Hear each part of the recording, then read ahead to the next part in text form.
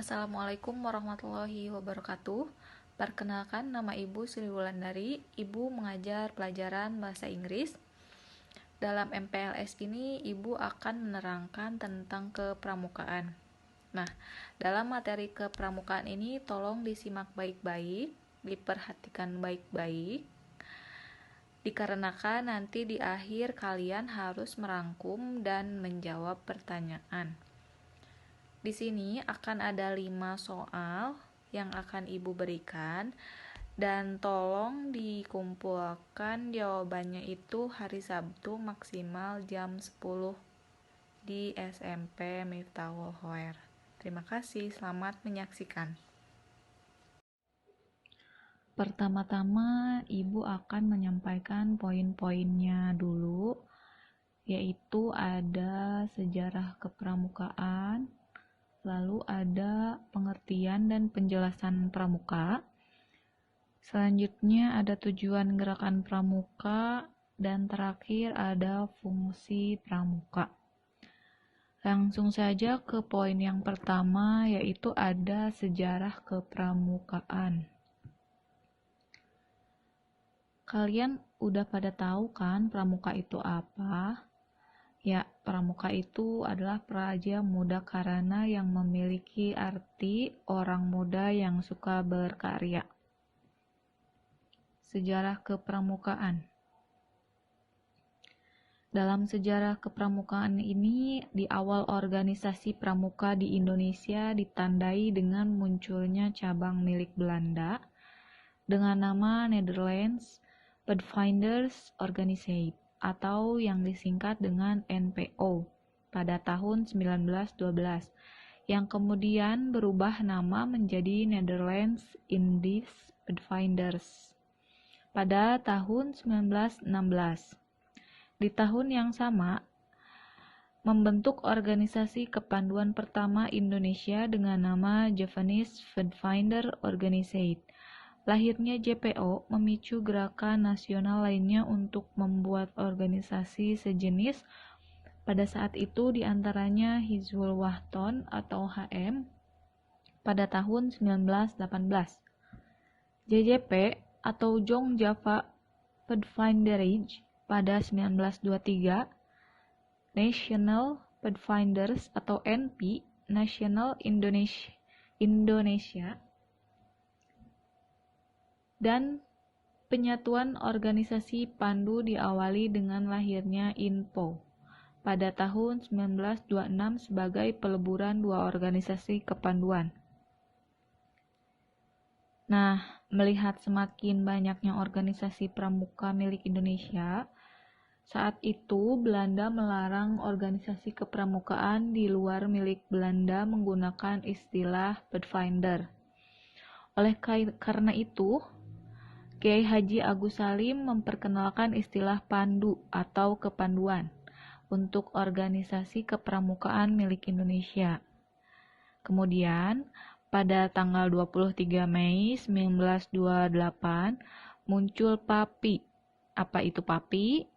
PAPI yaitu Persaudaraan Antar Pandu Indonesia, yang anggotanya terdiri dari INPO, SIAP, Natipij, dan PPS.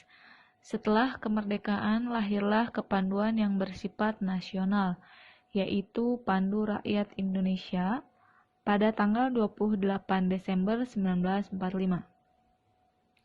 Dalam perjalanan sejarahnya, organisasi kepanduan yang jumlahnya ratusan bahkan dibagi menjadi beberapa federasi, menyadari adanya kelemahan dari beberapa federasi, maka dibentuklah Perkindo. Apa itu Perkindo?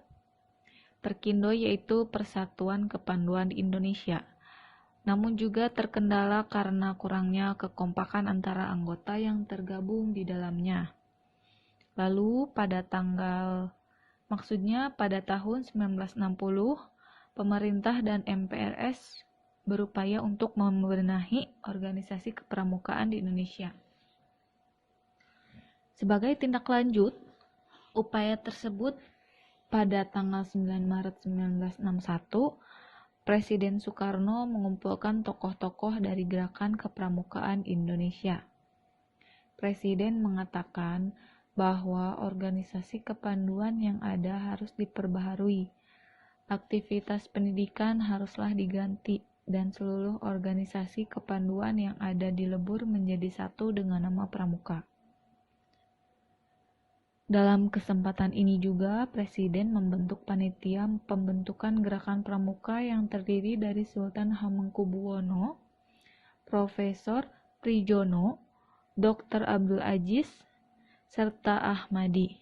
Peristiwa ini kemudian dikenal dengan Hari Tunas Gerakan Pramuka. Nah, itu tadi penjelasan dari singkat sejarah kepramukaan. Mohon disimak baik-baik ya. Nanti di akhir harus dirangkum dan menjawab soal-soal dari Ibu.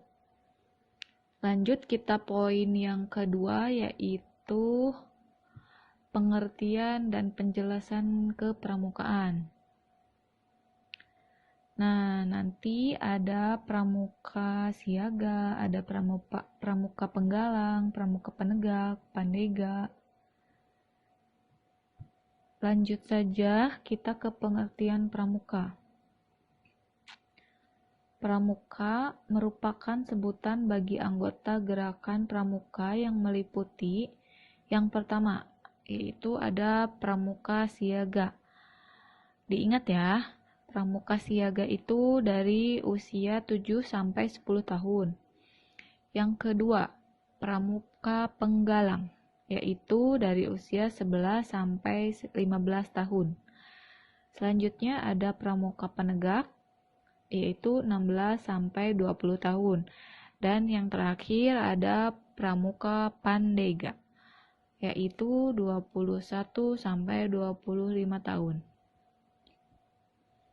Yang dimaksud dengan kepramukaan adalah proses pendidikan di luar lingkungan sekolah dan di luar lingkungan keluarga dalam bentuk kegiatan menarik, menyenangkan, sehat, teratur, terarah, praktis yang dilakukan di alam terbuka dengan prinsip dasar kepramukaan dan metode kepramukaan. Yang sasaran akhirnya pembentukan watak, akhlak, dan budi pekerti luhur.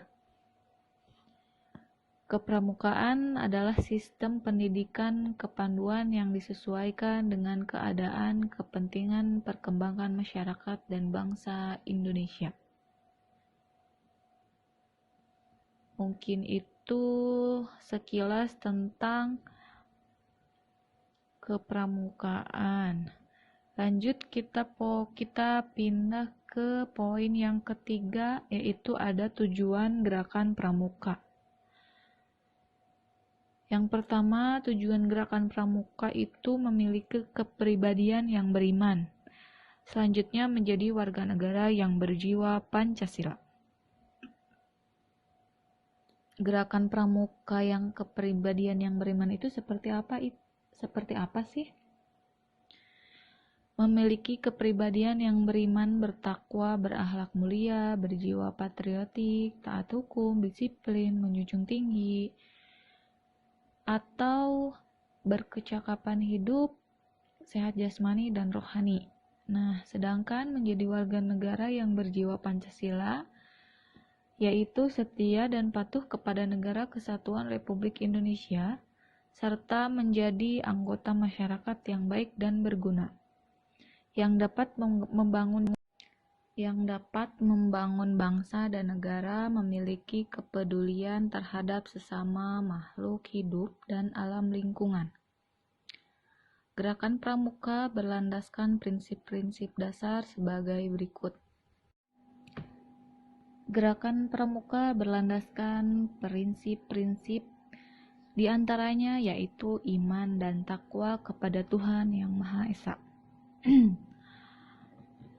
Selanjutnya, peduli terhadap bangsa dan tanah air, sesama hidup dan alam seisinya.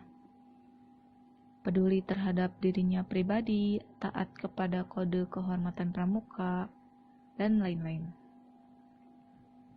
Metode kepramukaan merupakan cara belajar interaktif progresif melalui pengalaman kode kehormatan pramuka, belajar sambil melakukan kegiatan berkelompok, bekerja sama, dan berkompetisi maksudnya.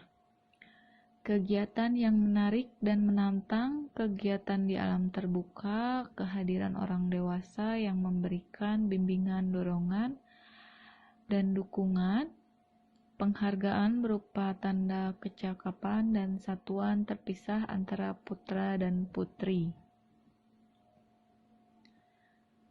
Kita lanjut kepada poin selanjutnya, yaitu ada fungsi pramuka.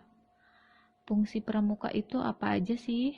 Yang pertama ada kegiatan menarik untuk anak dan pemuda. Selanjutnya ada pengabdian bagi orang dewasa. Selanjutnya alat bagi masyarakat dan organisasi. Fungsi pramuka dalam proses pencapaian tujuan. Ada beberapa fungsi pramuka yang harus dilaksanakan, yaitu kegiatan bagi generasi muda. Setiap generasi muda membutuhkan kegiatan yang menyenangkan dan sekaligus mendidik agar mereka menjadi individu yang lebih baik. Kegiatan tersebut harus menghibur, menyenangkan, mempunyai tujuan, sehat, dan terarah. Kemudian pengabdian bagi orang dewasa. Bagi orang dewasa, kegiatan pramuka merupakan suatu tugas yang diemban dengan ikhlas, kerelaan, dan pengabdian. Melalui kegiatan pramuka inilah orang dewasa dapat membaktikan dirinya secara sukarela demi untuk mencapai tujuan kepramukaan. Lalu ada alat bagi organisasi dan masyarakat dalam perkembangannya. Pramuka memiliki peran sebagai alat untuk memenuhi kebutuhan atau tujuan masyarakat dan organisasi kepramukaan. Artinya apa sih? Artinya, setiap kegiatan pramuka dalam bentuk latihan berkala adalah suatu upaya untuk mewujudkan tujuan yang ingin dicapai, baik masyarakat maupun organisasi. Adapun di sini prinsip dasar kepramukaan dalam pelaksanaan kegiatan gerakan pramuka harus berlandaskan pada prinsip-prinsip, di antaranya yaitu pertama, keimanan dan takwa terhadap Tuhan Yang Maha Esa, rasa peduli akan tanah air dan bangsa, sesama manusia dan alam sekitarnya.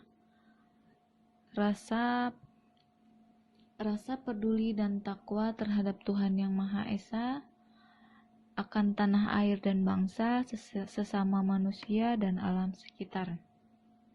Rasa peduli dan tanggung jawab terhadap diri sendiri, patuh dan taat pada kode kehormatan pramuka.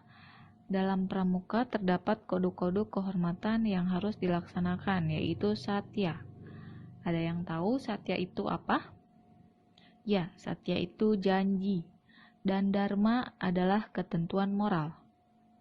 Masing-masing tingkatan pramuka memiliki kode-kode kehormatan tersendiri. Di antaranya, yaitu ada kode kehormatan pramuka siaga. Apa sih kehormatan pramuka siaga? Yaitu ada Dwi Satya dan Dwi Dharma. Selanjutnya kode kehormatan pramuka penggalang. Ada Tri Satya Penggalang dan Dasa Dharma. Kode kehormatan pramuka penegak dan pendegak, yaitu Tri Satya Pramuka Penegak dan Pramuka Pandega dan Dasa Dharma. Kode kehormatan pramuka dewasa, Tri Satya anggota dewasa dan Dasa Dharma. Nah, dalam metode kepramukaan ini, proses kegiatan pramuka dilakukan dengan menggunakan metode belajar interaktif progresif. Adapun cara-cara yang dilakukan dalam metode kepramukaan yaitu dengan melalui pengalaman kode kehormatan pramuka, belajar cara melakukan atau praktek, belajar secara berkelompok, melakukan aktivitas yang menantang dan mengandung pendidikan. Selanjutnya ada melakukan berbagai kegiatan di alam terbuka, sistem tanda kecakapan, sistem satuan terpisah putri dan putra.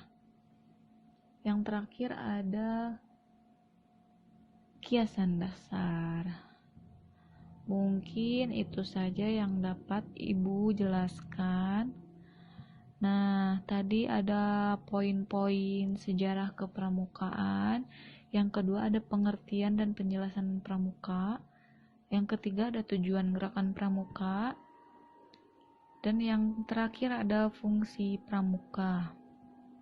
Mungkin kalian ada yang udah belajar Trisatya ya, Trisatya. Janji Trisatya dan Dasadharma Pramuka. Nah, diingat nanti ada di soal ya.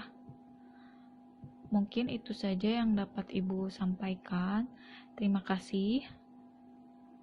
Wassalamualaikum warahmatullahi wabarakatuh.